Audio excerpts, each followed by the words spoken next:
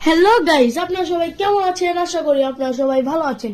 তো আমি আজকে আপনাদের একটা নতুন জিনিস দেখাবো। তো আমরা আজকে এসেছি ভুট্টা বাগানে, আর দেখুন কত সুন্দর সুন্দর ভুট্টা, আর এগুলো কিন্তু একদম হলুদ এবং গাঢ় কমলা রঙের মতো হয়। তো আমরা কিন্তু এসেছি আমার আম্মুর ফুপ্পির বাসায়। তো যাই হোক, আমার আম্মু কিন্তু শখ করে একটা ভুট্টা ছিল, আর এগুলো কিন্তু এখনো কাঁচা আছে, আর দু একদিনের মধ্যে কিন্তু এগুলো একদম পেকে যাবে। আমার আম্মুর ফুফাতো ভাই মানে আমার মামা, সে কিন্তু ঘোড়ার গাড়ি নিয়ে এসে দেখুন কত কত ভুট্টা নিয়ে আসছে বস্তা ভরে তাদের বাগান থেকে। ঘোড়া আলারাও কিন্তু সাহায্য করে এখানে অনেক।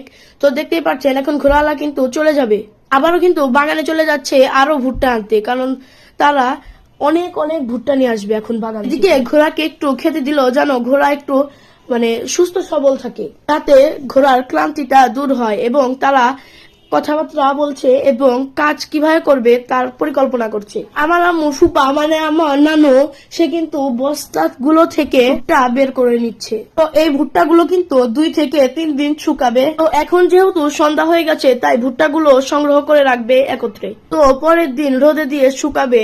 এইভাবে 2-3 দিন শুকাতে হয়। আমার আম্মুর সাথে কিন্তু আমিও তার ফুপ্পির বাড়িতে গিয়েছিলাম, মানে আমি আমার নানির বাড়িতে গিয়েছিলাম। তো আমি একটু অসুস্থ থাকার কারণে আমি ক্যামেরার সামনে আসতে পারিনি। তো আপনাদের কেমন লাগছে এই সুন্দর ভুট্টাগুলো দেখতে? আমার কিন্তু ভীষণ ভালো লাগছে। শহরে থাকলেই তো এগুলো আর দেখা যায় না। তো ভুট্টাগুলো কিন্তু পরের দিন সকালে রোদ্রে শুকাচ্ছে। তো আমরা কিন্তু সেখানে বসে থাকিনি, আর সুন্দর দৃশ্যর কারণে আমরা আমি তো অসুস্থ ছিলাম, আমার আম্মু আমার অনেক মামা গিয়েছিল, তারা কিন্তু সবাই তাদের কাজে অনেক সাহায্য করেছে। আমার কিন্তু ভুট্টাগুলো দেখে অনেক ভালো লাগছে এবং আমি কিন্তু পাশেই বসেছিলাম এবং আমার জ্বর এসেছিল, আমি রোদ পোহাচ্ছিলাম, আমার অনেক ভালো লেগেছে। মিষ্টি মিষ্টি রোদ পোহাতে আমার অনেক ভালো লাগে, তার ভিতরে যদি আমার জ্বর হয় তাহলে তো কথাই নেই। তো সবাই কিন্তু কাজে অনেক ব্যস্ত, আর এখনই কিন্তু এই ভুট্টা ভাঙানোর জন্য মেশিন আসবে, এগুলো ভাঙবে।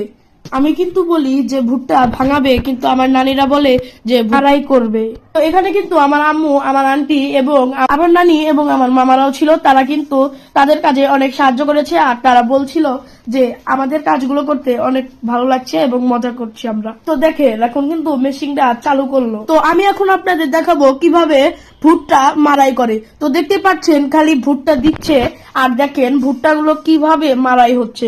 দেখুন একদম দানা দানা হয়ে ভুট্টাগুলো কিন্তু ভেঙে যাচ্ছে। তো এভাবেই কিন্তু সকল ভুট্টা কিন্তু এভাবেই কিন্তু তারা মারাই করে, কারণ সন্ধ্যা হওয়ার আগেই তাদের ঘরে ফিরতে হবে। এই ভুট্টাগুলো মারাই করা হয়ে গিয়েছে। দিন সকালে কিন্তু আমার নানু এই ভুট্টাগুলো কিন্তু বস্তায় ভরে কিন্তু এগুলো নৌকাতে করে নিয়ে যাবে শহরে বিক্রি করার জন্য। তো আজকের ভিডিওটা আপনাদের কাছে কেমন লাগলো? আর আজকের ভিডিওটা কিন্তু গ্রামীণ পরিবেশ দিয়ে আপনাদের সাথে শেয়ার করলাম। তো ভিডিওটা ভালো লাগলে আপনারা লাইক, কমেন্ট, শেয়ার করতে ভুলবেন না। সবাই ভালো থাকবেন, সুস্থ থাকবেন। আল্লাহ হাফেজ।